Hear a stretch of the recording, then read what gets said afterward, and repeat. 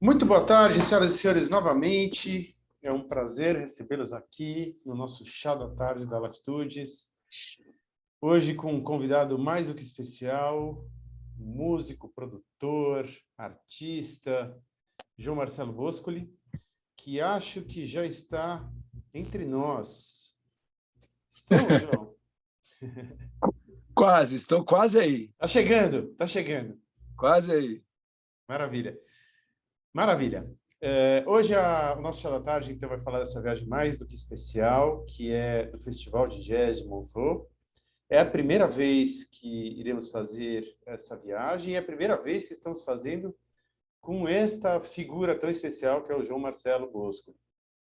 A viagem vai acontecer em julho, vocês estão vendo já as datas aí, de 9 a 16 de julho. A gente vai apresentar um pouquinho de como é que a gente pensou nessa viagem. O João Marcelo vai colocar Tudo certo, bem. a história deles. Eu vou só fazer o seguinte, eu vou só desativar os sons aqui, deixar só o teu, João. Espera aí, só Boa tarde. Permitam-me que eu faça este gesto ditatorial de tirar o som de todo mundo. E vou pedir... João Marcelo, para você ativar o seu. Ótimo. Maravilha.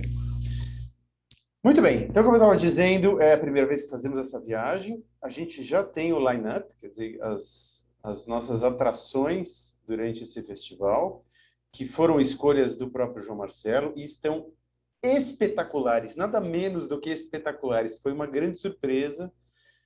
Foi divulgada agora há pouco, divulgada poucas semanas atrás, e agora a gente já tem uma boa base do que a gente vai ver lá. Todos os artistas que vão, durante essa semana que a gente vai estar por lá, estão aqui colocados? Não. Tem ainda uma parte desses artistas, principalmente na parte da tarde da programação, que ainda a gente não tem a confirmação deles. Então ainda tem uma parte da programação que não está aqui. Mas o principal, que são os grandes concertos noturnos, já estão por aqui. João Marcelo, seja muito bem-vindo a esse nosso Chá da Tarde e, por favor, apresente-se. Bom, prazer estar aqui. Eu sou João Marcelo Boscoli, sou produtor musical, trabalho com música profissionalmente desde 1982, comecei minha vida como músico e logo durante a minha adolescência eu comecei a trabalhar naquilo que veio a se tornar minha profissão principal, que é de produção musical, durante a própria adolescência. Eu fui trabalhar no Festival dos Festivais da Rede Globo, que teve, algumas pessoas podem lembrar, o primeiro lugar da TT Espíndola, e ali eu comecei a ver como as músicas chegavam, e aquilo foi se somando à minha experiência pessoal de acompanhar os artistas, gravar. Eu fui trabalhar também com o Jorge Ben, eu era o baterista substituto do substituto na banda do Zé Pretinho. Isso me ensinou muitas coisas. E aí eu fui trabalhando. E sempre gostei de estudar bastante música, eu queria entender a origem das coisas. O trabalho de produtor musical, do jeito que eu compreendo, é interessante que você tenha uma noção geral de tudo que aconteça durante o processo de registro da música. Eu trabalho com música ao vivo, naturalmente, mas a minha grande paixão, o que eu mais faço, é registrar a música no estúdio. Eu considero o estúdio uma maternidade da música, onde a música nasce, onde os artistas vêm para fazer o registro, e isso fica para sempre. Isso é um jeito interessante de eternizar as músicas, de eternizar aquele processo criativo. Então, como todo esse registro envolve desde da área de engenharia, de som, os componentes da eletrônica clássica, até hoje, já há alguns anos, há uns 30 anos pelo menos, a parte computacional. E aí você vai ver letras de música, é bacana você ter uma noção de como se constrói aquilo, o tipo de poesia ali, a prosódia, o som das palavras. Então você vai construindo, assim como, humildemente, uma comparação, como um maestro, quando ele vai trabalhar com uma orquestra, ele não é um grande violinista, ele normalmente não é um grande pianista, ele é um maestro, mas ele tem que entender do funcionamento de todas as sessões, o funcionamento dos instrumentos em si, para ele não escrever alguma coisa que seja impossível de ser tocada e tal. Então, ao longo da minha vida, eu fui, em paralelo, sempre estudando bastante E aí eu comecei a escrever para a imprensa escrita à época, né, a imprensa impressa, né, dois pleonasmos aí, mas comecei a escrever sobre música quando eu tinha 22 anos para a revista Capricho da Abril à época e na sequência para os jornais de música. E comecei a fazer programa de rádio também na sequência com 23, 24 anos. Então, são mais ou menos 30 anos onde eu preciso seguir estudando pelas características do meu trabalho, principal junto aos artistas, né? Cada artista que você vai trabalhar é um mundo e é importante que ele perceba que eu tenho o um mínimo de conhecimento sobre a área dele para poder conversar com ele e poder ajudá-lo a encontrar a sua voz interior, a registrar o melhor possível, né? E também no trabalho que faço, né? Seja de escrever sobre música nos lugares. Nunca como um crítico de música, porque eu conheço a maior parte dos artistas sobre os quais eu venho a escrever, então é mais um jeito de tentar fazer com que o ouvinte aproveite ao máximo aquela experiência musical. E aí fui construindo esse trabalho de pesquisa, de ficar tendo que continuamente trabalhar. Na minha vida já há alguns anos, eu faço 7 programas de rádio por semana, né?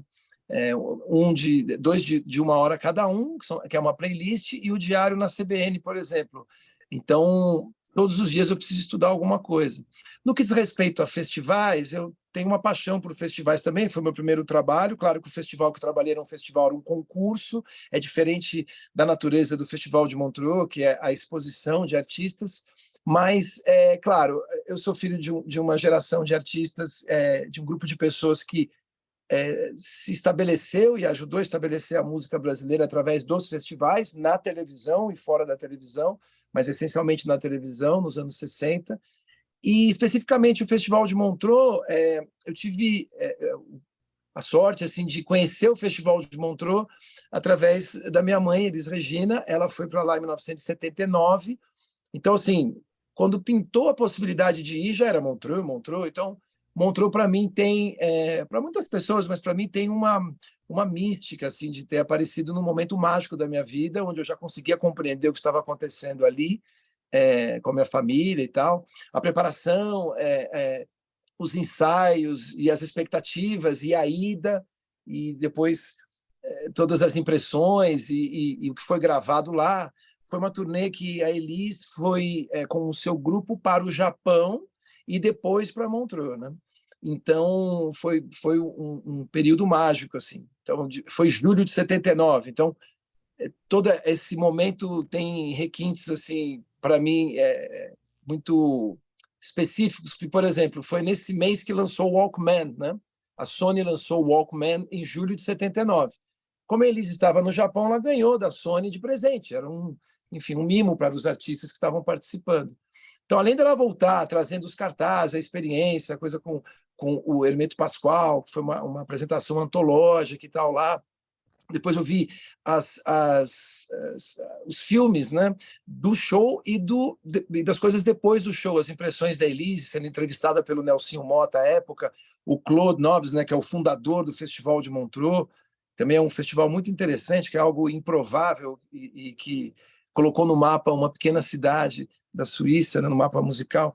Então, assim, Montreux surge nesse turbilhão de referências, né, para mim pessoalmente, e acabou que depois a gente descobriu que o ano de 1979 para o Festival de Montreux foi muito importante. Foi um daqueles momentos em que o festival vinha super bem e ele deu um salto, né? E esse ano foi muito importante e a Elis ajudou no salto e também foi beneficiada por esse momento.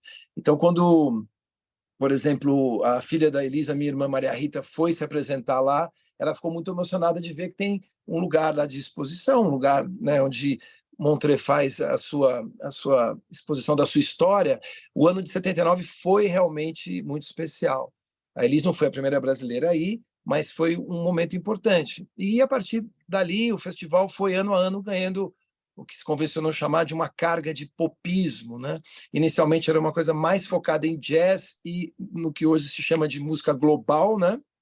Toda a música que é feita fora desse eixo principal dos Estados Unidos, Inglaterra, essencialmente é isso, né? Às vezes França, às vezes Itália, mas falando de festival de jazz, né, sobretudo nos Estados Unidos. E aí foi um período de abertura para a música do mundo e o Brasil chegou lá. O Brasil é percebido não como um dos participantes, né, desse segmento gigante que é a música global, mas como um pilar de sustentação, né, um pilotis aí da música mundial, né, uma referência para todo mundo. Seu Marcelo, só um minutinho. É que eu acho que a gente não está vendo a tua imagem.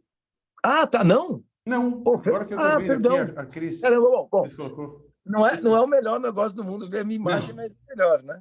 não, que isso. Peraí, deixa eu só ver aqui o que aconteceu. Puxa vida, tá bom, perdão. Peraí, deixa eu ver. Tá acontecendo aí? Tá, não tá? Eu estou vendo você lateral. Vocês estão vendo ele? Já estão vendo? Não. Você tá... Quer dizer, Ué, desapareceu de novo. tá bom, deixa eu tentar ver. Agora, opa, Voltou? voltou. Apareceu? Ah, que Voltou. coisa. Eu vou Tá fazer o bom. seguinte, eu vou até tirar do compartilhamento aqui Uhum. para que você possa continuar, que é legal ver o teu rosto. Pô, obrigado, perdão, eu realmente não sabia. Mas eu Então, continuando, isso. então, assim, e aí eu fiquei muito feliz com essa possibilidade, né? Conheço pessoas que já viajaram com vocês aí, e essa ligação, quase todos nós temos, né? Uma relação que o ser humano, de maneira geral, tem com a música. Então, eu acho que virou uma esquina de possibilidades muito interessantes, assim, né? Da gente poder ver um festival que realmente atravessou o teste do tempo, né? Tem festivais que vinham até um pouquinho de antes, né, do Festival de Montreux e não permaneceram, acabaram terminando. O Festival de Montreux ficou como realmente um lugar onde não só um lugar muito especial, né, um lugar tido como plural, com grande abertura musical para várias possibilidades, né, mas também um lugar onde os grandes artistas vão lá para quase colocar no seu currículo, assim, né?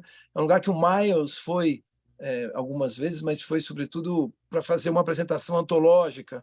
O Prince, né, que é um cara de música pop popular, mas uma pessoa super dotada do ponto de vista de talento musical, trabalhou com Miles também, entre outros, foi lá para deixar sua marca. Então, virou um lugar que é um desejo de destino de boa parte dos artistas, né? Para muitos deles, é quase que um item que não pode faltar no seu currículo, né?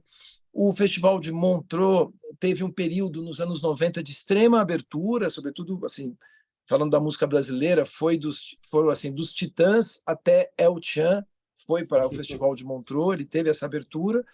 Depois, nesse século, ele passou por um período assim de um pouco mais de, de coesão, de recorte, um pouco mais ligado às suas tradições do jazz, da música instrumental e da música mais experimental, mas artistas como esse ano, né? Você tem a possibilidade de a gente assistir o Seal, né?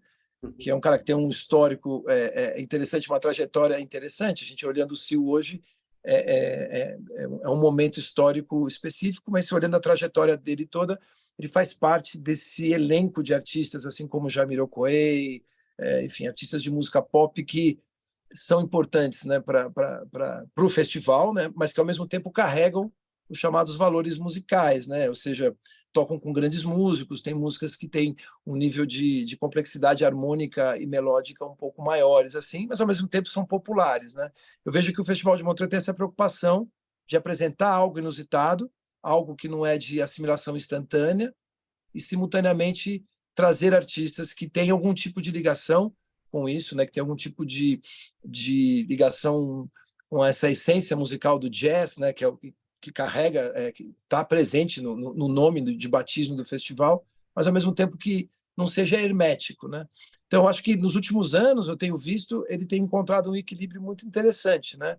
E a partir do momento que eles estabeleceram esse método, depois que o Claude Nobis morreu, o Claude Nobis ficou a vida inteira à frente, morreu há alguns anos, já, enfim, numa idade, né? Nunca é bom quando isso acontece, mas ele já tinha 80 e poucos anos, vivia super ativo, mas quando ele sofreu o acidente, houve a necessidade de criar uma fundação e criar uma grande organização que colocasse no papel o que é o Festival de Montreux, agora que não tem mais o olhar do Claude, que poderia permitir uma extrapolação para um lado e para o outro. Então, eu acabei conhecendo um engenheiro que está pegando todo o acervo de Montreux e está restaurando e está digitalizando. Então, por exemplo, qualquer apresentação que vocês virem no Festival de Montreux, eles têm lá o hábito de capturar todas as performances em multipistas, né? Então, quando lança o disco do Hermeto Pascoal, ou da Elis Regina, ou de quem for em Montreux do Miles, né?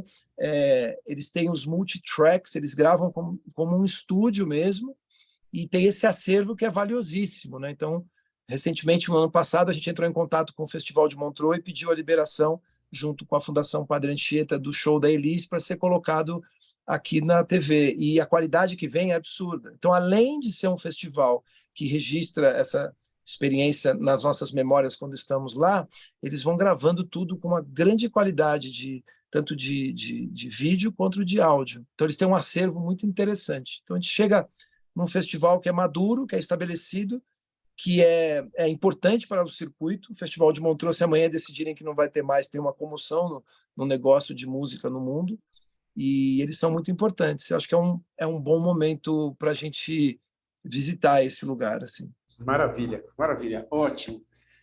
João Marcelo, muito obrigado pelo início. A gente tem uma apresentação aqui e a gente vai colocando, você pode ir colocando as suas impressões, claro, à medida que a gente vai apresentando um pouquinho da nossa ideia conjunta de fazer essa viagem. Eu vou compartilhar, então, a apresentação. Estamos aqui. Muito bem. Então, para aqueles que chegaram agora, estou conversando com o João Marcelo Boscoli. Ele já se apresentou aqui, mas, entre outros detalhes, ele é sócio-fundador do selo da Trama Produtora. Já lançou, não sei, dezenas, centenas, milhares, né? Milhares, eu diria milhares de discos aí entre DVDs, CDs e coisas do gênero. Também é conhecido por ser filho da Elis Regina, meio-irmão da Maria Rita e do Pedro Mariano, filho do Ronaldo Bosco, enfim, a família inteira dos maiores músicos que esse país já produziu.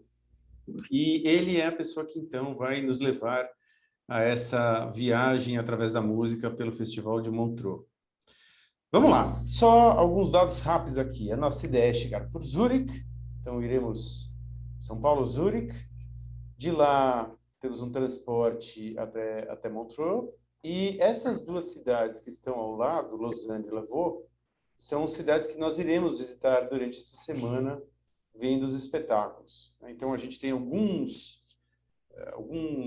passeios que a gente vai fazer durante o dia para essas cidades, para alguns outros lugares, para completar a experiência do festival. Então, não é só música, mas teremos outras experiências durante a viagem. O que inclui essa viagem? Então, o acompanhamento do João Marcelo Boscoli, obviamente, um anfitrião da Latitudes, que sempre acompanha para dar todo o suporte e logística necessária na viagem.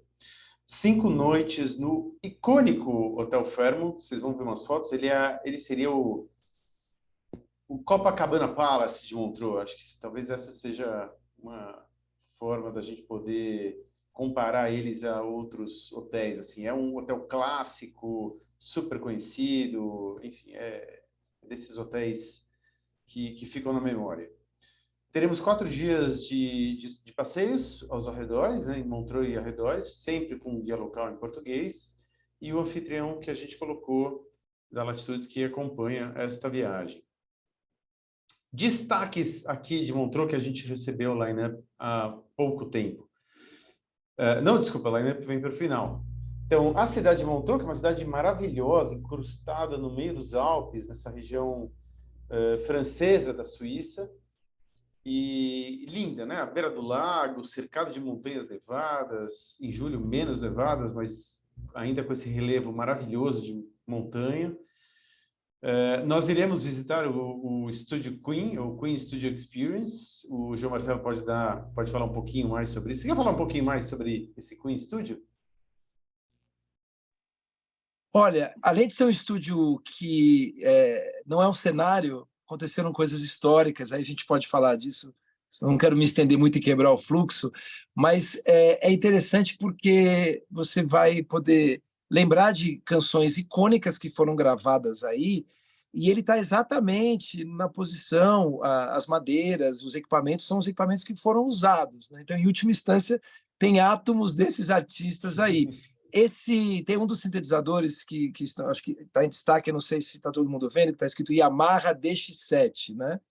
Então, tudo nesse estúdio é icônico porque o Yamaha DX7 é o primeiro sintetizador digital da história. Foi criado pelo laboratório de Stanford e a patente foi vendida para a Yamaha. Eles não sabiam o que fazer com aquilo, fizeram um instrumento e esse sintetizador é o mais vendido da história. E ele foi usado em várias gravações. Então, quando você está lá e você ouve o som e você tem a chance de falar, olha, é esse instrumento aqui que tocou, é esse microfone e tal, é uma Disney, assim. E eu me especializei ao longo da vida por trabalhar em estúdio desde de criança e por ter amigos, a maior parte não trabalha, eles não trabalham com música, eu arrumei um jeito de conseguir mostrar para as pessoas, sem ser um papo muito técnico, a beleza e a magia desse lugar que a gente está passando. Esse estúdio é icônico.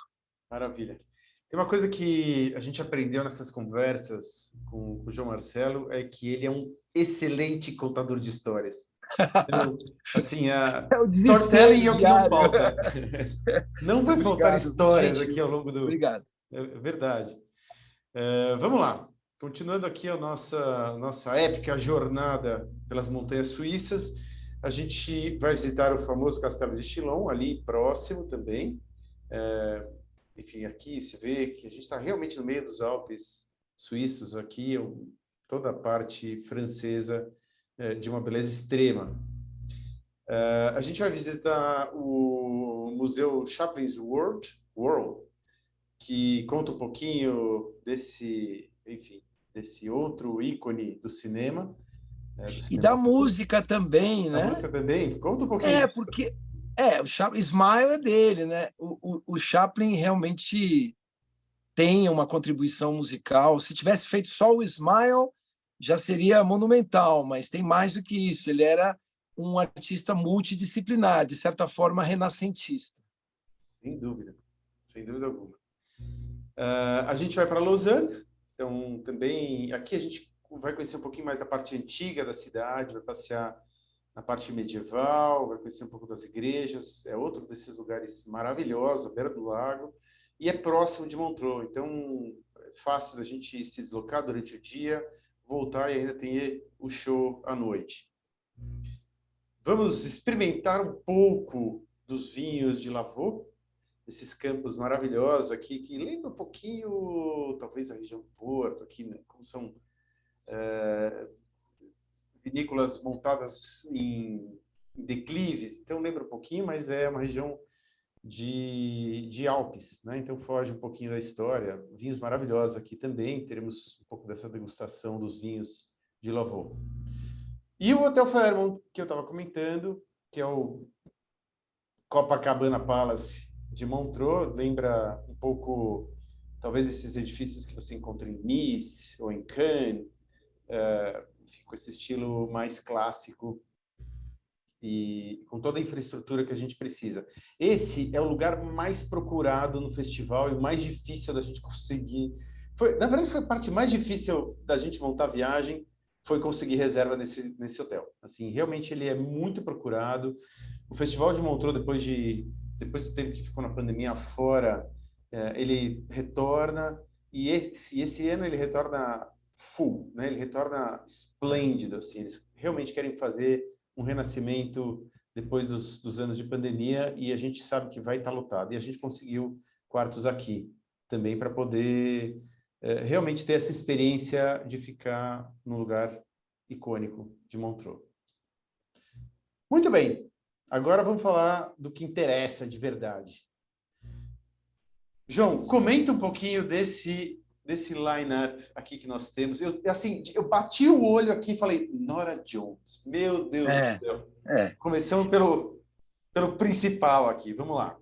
Veja, nessa noite, a gente tem, enfim, nesse dia, nesse momento especial, nessa noite, a gente tem a Norah Jones, sim, que é uma surpresa interessantíssima do século XXI.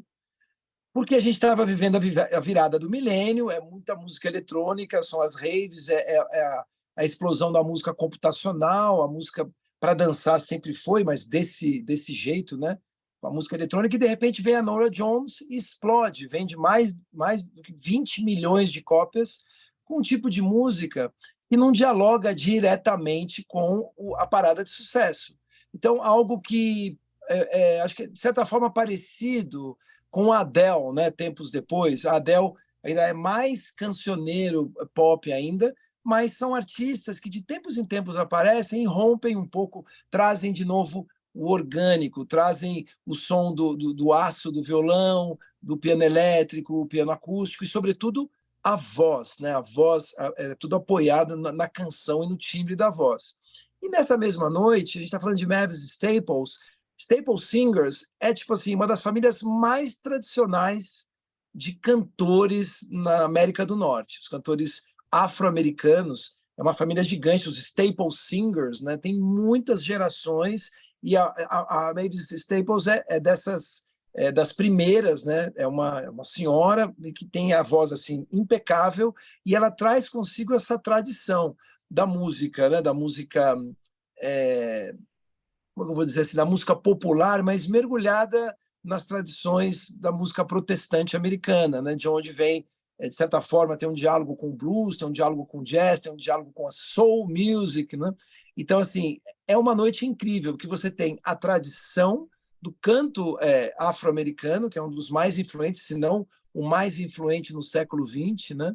E temos simultaneamente, né, assim, na mesma noite, não simultaneamente, mas na mesma noite, a experiência com uma artista que toca muito bem piano, uma excelente musicista e uma grande cantora, que conseguiu, em termos próprios, botar a música, a canção, em pauta nesse século. Então, essas duas, assim, acho que são muito especiais para quem gosta de ouvir vozes e canções mesmo, tem tradições diferentes. A Nora Jones, acho que talvez valha a pena lembrar que ela é filha do Ravi Shankar, né, que é um dos grandes músicos, né, toca cítara, encantou os Beatles e tem uma importância na música dentro do seu país, na música mundial, fazendo essas pontes.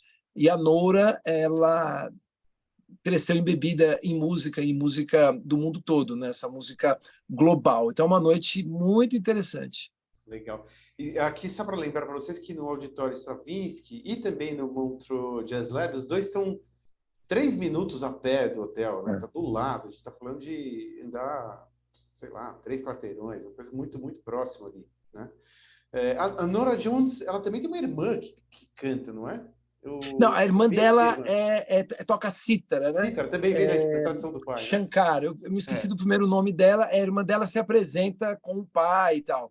Ela não fala com o pai, tem um problema familiar lá, etc. Ela meio brigada com o pai, e a irmã é o oposto, elas se dão bem, uma viaja com o pai seguindo as tradições da família, a outra seguiu um outro caminho e ficou gigante. Isso é que é o legal da história, assim, a gente vai conhecer todas essas histórias do João Casos de Marcelo, família, né? os pormenores, assim, os segredos É. familiares.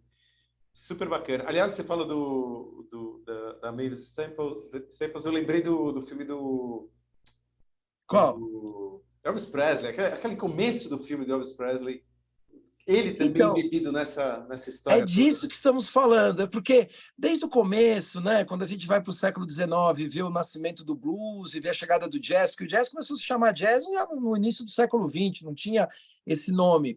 Tinha esse diálogo, né, em Nova Orleans. Nova Orleans era uma cidade muito plural, então você tinha o convívio de diversos grupos humanos, né? Você tinha os irlandeses, você tinha os chineses, você tinha a população afro que vinha escravizada, mas lá começaram a se desenvolver, ter filhos, tinha os crioulos, né? Filhos de franceses e espanhóis com as pretas americanas, enfim, os judeus. Então, era uma cidade plural que aceitava essas diferenças, e foi nesse lugar onde convivia o sagrado e o profano, as diferentes agendas, que foi construída essa música que acabou se tornando jazz. Outras também Então, por exemplo, Congo Square, 1817, foi a primeira vez que se permitiu apresentações de grupos de africanos, né, afrodescendentes e africanos, terem os seus cultos de música e dança. E todo mundo parava para olhar, e podia, era um território livre.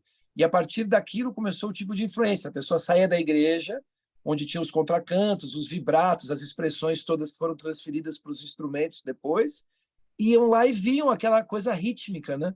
As danças. Então, dessa mistura nasceu tudo. Então, o Elvis foi uma dessas figuras que um dia parou e se viu diante de uma igreja onde tem as questões religiosas, naturalmente, mas tem muita informação musical que acabou permeando a música para concerto e a música popular norte-americana. Então, é muito rico mesmo. Sensacional, sensacional.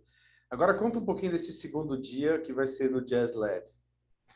Olha, o que acontece aqui, para resumir, para a gente não ficar dando volta Legal. falando um monte de nomes, né? Assim, quando se fala de Jazz Lab, né, o Lab carrega esse conceito de experimentação, de vamos conhecer esse artista que você talvez não conheça, né, que isso é um papel muito importante dos festivais, sobretudo o Festival de Montreux, esses festivais que trazem a tradição, trazem os grandes nomes, mas também propõem alguma coisa.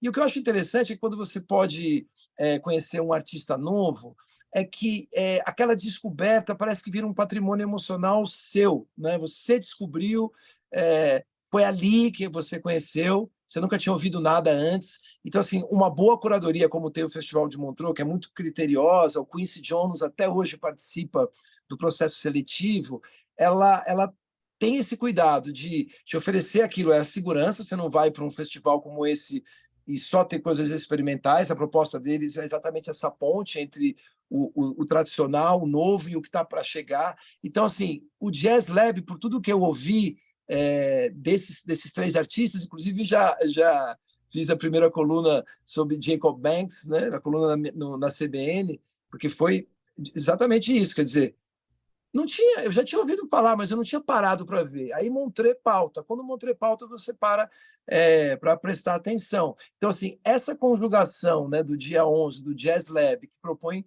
coisas diferentes dentro dessa estrutura. Um mais eletrônico com jazz, outro mistura as coisas étnicas com o jazz e o R&B, e o outro faz uma mistura com o folk, né? A música não chega a ser country, mas o bluegrass, o folk americano, a música com os violões de aço e tal, a música chamada música branca americana, que aí, claro, é uma nomenclatura apenas, mas as discussões dos entrelaçamentos, eu acho que sempre há esse entrelaçamento. Então, você tem esse aqui e, ao mesmo tempo, você tem no mesmo festival, né? Nessa semana, você tem a chance de sentar à frente do Pat Metheny, que é um dos maiores guitarristas de jazz da história, registrado, que é apaixonado por música brasileira, toca com Toninho Horta, estuda o Milton Nascimento, é um cara apaixonado pelo Brasil. Inclusive, eu conheço o produtor dele aqui do Brasil, Davi Hades, né, que recebeu ele a vida inteira aqui.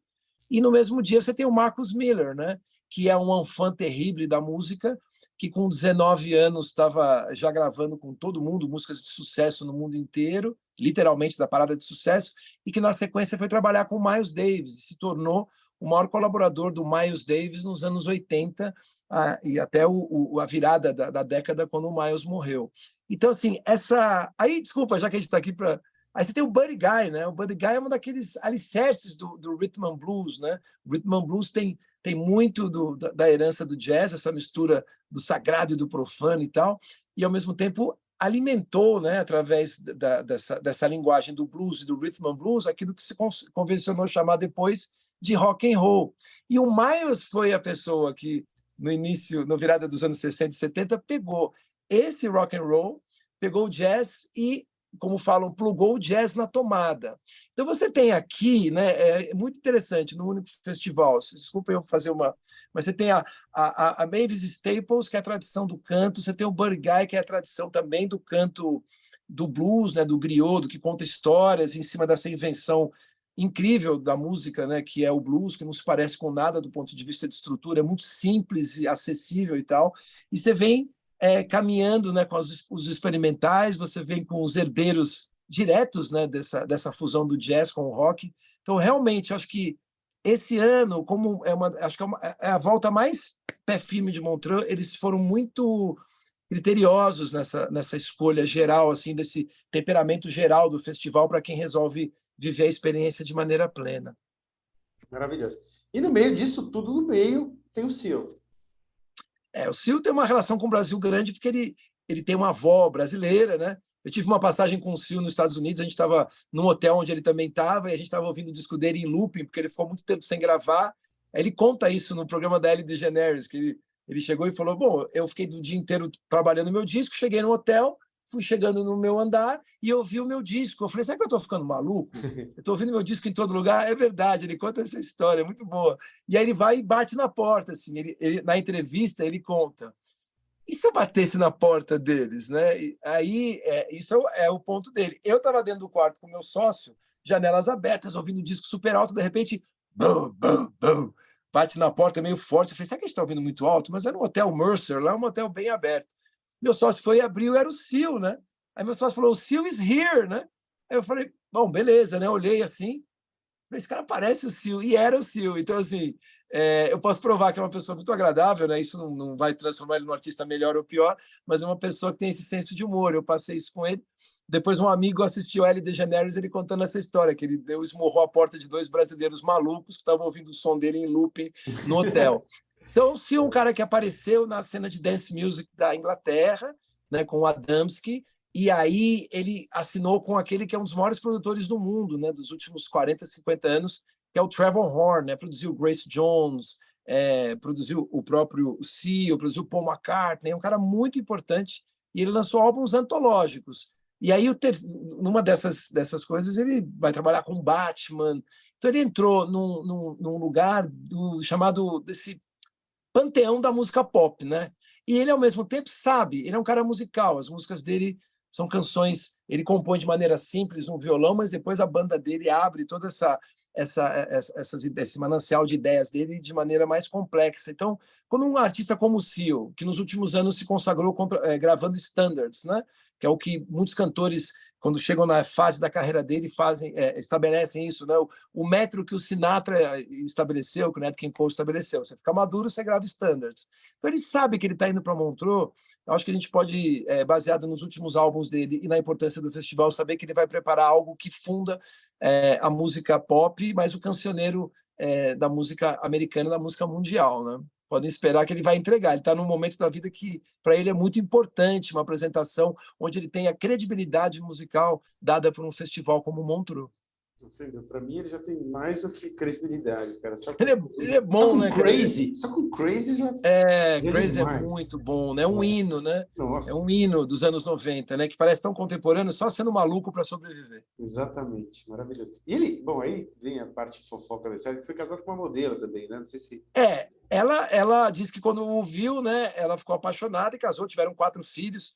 Eu vi ele pessoalmente, vocês desculpem o detalhe, mas é a única pessoa que eu já vi e está com um legging, e mesmo assim a perna do cara parece de um atleta olímpico. Ele é muito grande, é muito alto, e ele usa um perfume que você consegue sentir, assim, ele usa o perfume daquela loja Creed, né, que eu vi ele indo a Creed, né? Perfumadésimo, elegante, educado, alto, forte pra caramba.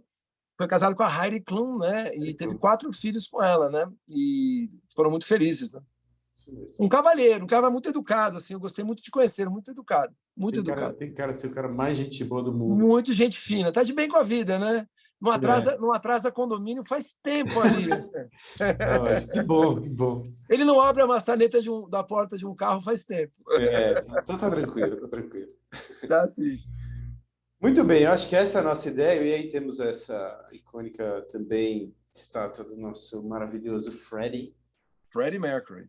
Ele próprio, e é isso. A gente está dando aqui só um rápido overview dessa semana do festival.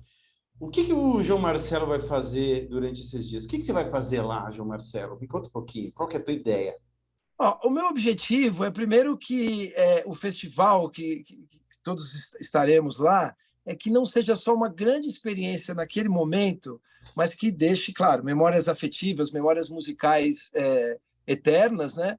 E que também sirva como uma chave para futuras visitas a outros shows e festivais. Porque, assim, eu trabalhei em muitos festivais de música, né, em várias, né, nos free jazz, desde tocar na noite do Wynton Marsalis, que foi um negócio, uma experiência transcendental para mim, um dos grandes músicos, um dos maiores intelectuais da música no mundo, assim, tive a chance de conhecer e tocar. E comecei no free jazz, por exemplo, fazendo assessoria de imprensa, era estagiário na assessoria de imprensa. E passei por vários festivais, Hollywood Rock, o Rock in Rio foi no primeiro, depois fui transmitir pelo Multishow, todas as apresentações. Então, cara, eu queria pegar essa experiência do festival que eu tenho e que eu já tive e dentro dessa especificamente a gente conseguir deixar algumas sugestões, algumas coisas que depois nos futuros festivais vocês vão prestar atenção, seja no som, na construção, o que está acontecendo, o som que está indo para a banda, o som que está vindo para cá, sem ser didático, mas eu acho que a gente consegue sorver mais, né, com vagar, com calma, futuras experiências a partir dessa, que não é... Claro, você poderia sentar, fechar os olhos e ninguém falar nada. Eu nunca falo enquanto uma música está tocando, é importante lembrar, porque é o fim do mundo, né? O cérebro presta atenção em uma coisa de cada vez só, mas antes e depois, o máximo. E aí, como eu tenho essa relação com Montreux especificamente, eu fui já algumas vezes, sem ser no festival, para poder... É um lugar mágico, minha mãe visitou, ficou no meu inconsciente. Queria que todos os outros dias servissem de combustível, de insumos para a experiência do festival, porque eu tenho meus amigos que trabalham com isso, então se a gente for a um lugar tomar um vinho, né, eu já estou estudando quais são os vinhos que as pessoas, né, que o Claude gostava, que o Quincy Jones gostava. Então, tudo que tiver de musical na nossa experiência ali, eu vou tentar transportar para o mundo da música, né? Seja na entrada de um hotel, onde parece com a introdução de uma música, às vezes você tem uma introdução que ela vem pequenininha assim, de repente a música acontece, às vezes o contrário. Então, tentar ir colhendo ali de uma maneira lúdica e orgânica, né, elementos para que tudo de Montreux consiga depois ser transformado e vivenciado em música e transformado em memória, né, e em futuras viagens e, sobretudo, experiências musicais, que a gente consiga aproveitar um pouco melhor, seja ouvir os instrumentos, prestar atenção em algumas coisas. Gostaria que fosse uma viagem sensorial, acima de tudo, profunda mesmo. Porque música é uma sinfonia neural. Quando a gente escuta música, quase todas as áreas do cérebro são envolvidas, isso medido por ressonância. Então, tem tudo para ser algo que vai nos trazer uma sinfonia neural, eu espero. Sensacional, sensacional. Para aqueles que estavam programados para ir para a Europa no verão, para aqueles que ainda não se programaram para ir para a Europa no verão, essa é uma excelente desculpa. Uma semana na Suíça com o João Marcelo Boscoli e suas histórias maravilhosas. E eu digo, Obrigado. as histórias são incríveis, porque imagina alguém que viveu nesse ambiente musical, de família musical, durante esses 50 anos, 52 anos aqui. 52, né? Comecei a trabalhar com 11 profissionalmente, 11 para 12, né? Não tinha Trabalhar problema aí. com 11. Não, mas é onde a gente vai encontrando as oportunidades. Entre o primeiro e o segundo trabalho, passaram alguns anos. Uma coisa que eu acho bonitinha, assim, de contar, que eu acho muito singela, é que o Claude, ele é um cara que começou um festival, a gente fala que é uma coisa improvável, ele trabalhava na Secretaria de Turismo de Montreux, que é uma pequena cidade. E aí ele, poxa, ele sonhava em fazer daquele lugar um lugar importante para a música, e parecia um sonho impossível, mesmo sendo Suíça, né? Mas enfim, e aí tem um cruzamento de histórias muito interessante. Quem já assistiu Ray Charles deve lembrar dos irmãos Ertegun, né?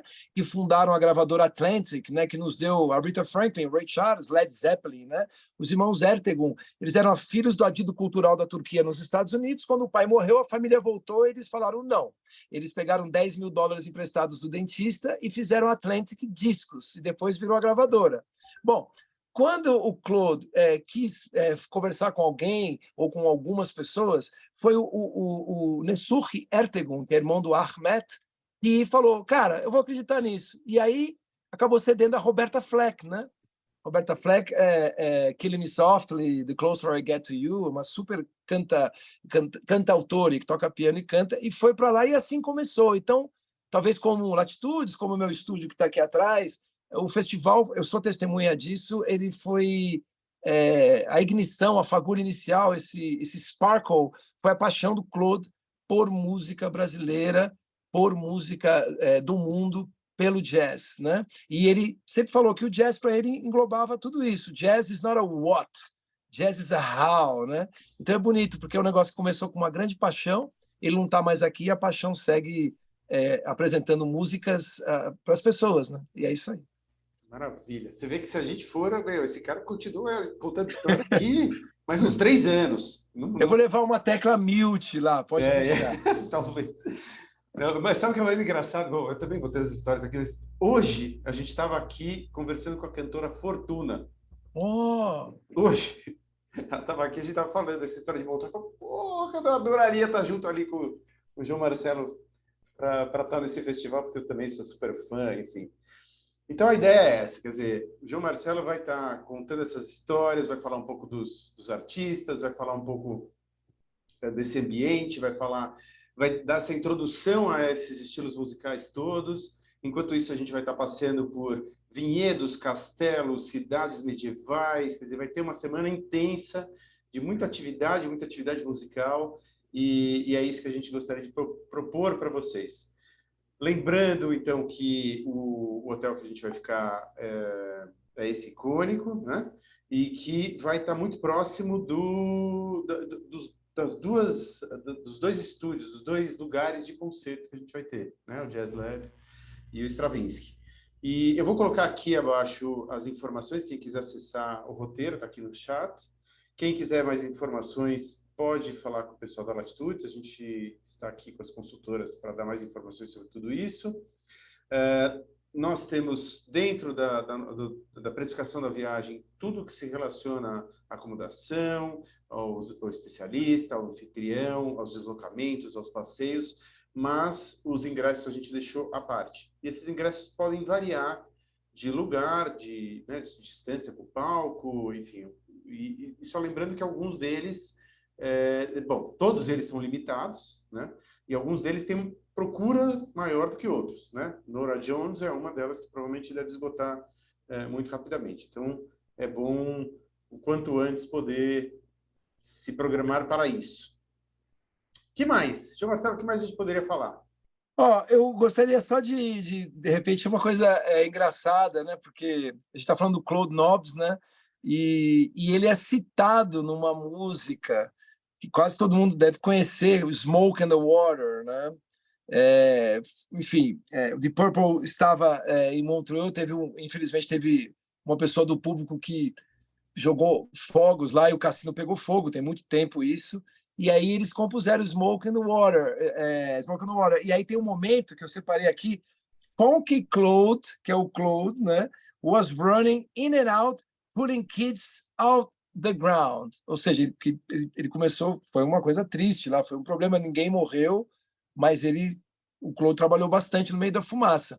E aí você tem o pam, pam, pam, pam, pam, para, fala do Smoke on the Water, né? Smoke on the Water, que fez, por causa do incêndio, a fumaça foi colando na superfície do lago ali, e eles fizeram a música em cima disso e citaram o Claude. Então, o criador do festival é citado na música pop, né? Que eu saiba, talvez seja o único criador de festival que está num hit mundial aí, foi feito lá. Frank Zappa, enfim, essas pessoas todas sempre falaram muito bem deles, mas foi só nesse caso que o nome dele foi citado e está na letra da música. Então, quando ouvirem Smoke on the Water, podem procurar o nome do Claude, que ele está lá sendo citado, é o Funky Claude. Maravilha. Maravilha.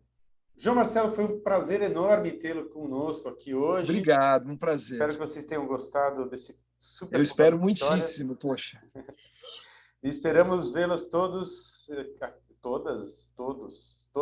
a caminho de Montreux em julho desse ano, porque realmente vai ser uma experiência mágica. A primeira vez que a gente faz esse festival, a primeira vez com o João Marcelo, e eu acho que vai ser uma viagem delirante, sensacional. Bom, Alexandre, vou começar a falar do festival. Não é uma razão comercial, é uma razão de vida. Eu faço a coluna diária e para mim, essa viagem é muito especial. Então, toda vez que eu falar lá no meu programa, no Sala de Música na CBN, eu vou enviar o link para vocês e aí quem quiser ver depois, fica no Spotify, fica em todas as plataformas. Mas eu vou começar, como eu faço na minha vida, eu vou fazer algum tipo de trabalho que faz parte da minha vida, eu começo a estudar e já dá vontade de dividir com as pessoas. Então, deve chegar para vocês aí até a data, né? Independentemente da decisão de cada um, poder ouvir um pouquinho sobre o Festival de Montreux, um pouco mais, porque aqui não dá para falar tudo, senão acaba tomando muito tempo de vocês. Mas eu vou...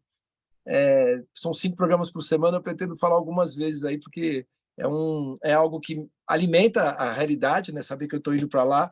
Tudo que eu leio acaba grudando na minha cabeça de um jeito diferente, porque nada como a experiência, né? A experiência de estar lá, de saber que você vai, isso é algo repleto de significados. Muito obrigado.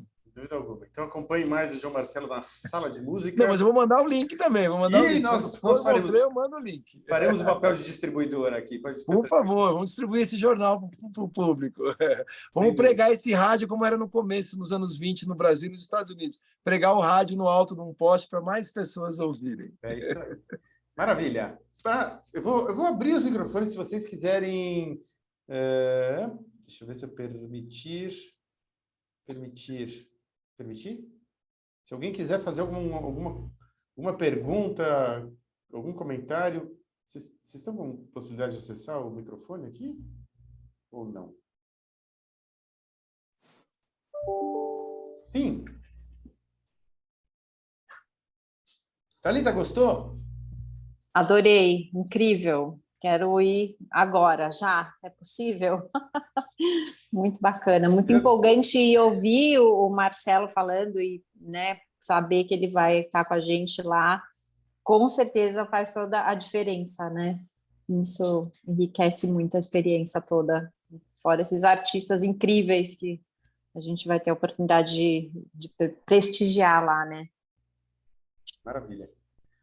Denise, Denise, que bom vê-la de novo aqui, ouvi-la. Tudo bom? Tudo bom? Está em Fortaleza ou está em São Paulo? Estou em Fortaleza. Maravilha. Gostou da proposta? Muito, muito. Sou louca por música, então isso aí me cativou, viu? Acho que você vai ter uma participante aí. Joia. Maravilha. Gema, obrigado por participar. E depois a gente manda todas as informações. Se vocês quiserem, enfim, fazer alguma outra pergunta, fiquem à vontade. Se não, depois a gente faz a distribuição da sala de música do João Marcelo, desse próprio bate-papo que a gente teve aqui e de toda a programação que vocês viram lá, mais completo, com o roteiro completo, com todos os slides que vocês têm. Tá bom? Muito obrigado pela noite, muito obrigado, João Marcelo, pela excelente contação de histórias. Opa, eu te deixei mudo, peraí, como assim? Pronto. Voltou? Muito obrigado, foi um prazer. Eu estava aqui vendo que eles têm uma ampulheta digital aqui, né? Que diz quando é que o festival vai começar, né? E, segundo eles aqui, são 59 dias e 11 horas para o primeiro show. Então, até lá tem bastante coisa para a gente estudar, pesquisar, para transformar essa viagem numa experiência musical, né? Ser uma coisa que seja um marco, que a música tem uma capacidade de gerar emoções muito grande, né? A gente ouve um acorde, você já é transportado instantaneamente para algum lugar da sua vida. Então, que seja uma verdadeira colheita de memórias afetivas aí para o futuro e que ajude a depois ir a outros festivais, outros shows de música de um jeito diferente. Exatamente. Como diz Guimarães Rosa, o que lembro, tenho. Isso. Então, não esquecemos disso, que o que a gente leva conosco não é nada material. Não. São as nossas lembranças. É isso aí. Deus. Maravilha. Muito obrigado a todos e todas. Obrigado. Pela participação. Obrigado, João Marcelo. Obrigado a todos. Obrigado, foi um prazer. Estamos ficando, então, por aqui, por mais esse Chá da Tarde. Vou fazer, então, a nossa famosa contagem regressiva. Encerrando em 3, em 2, em 1...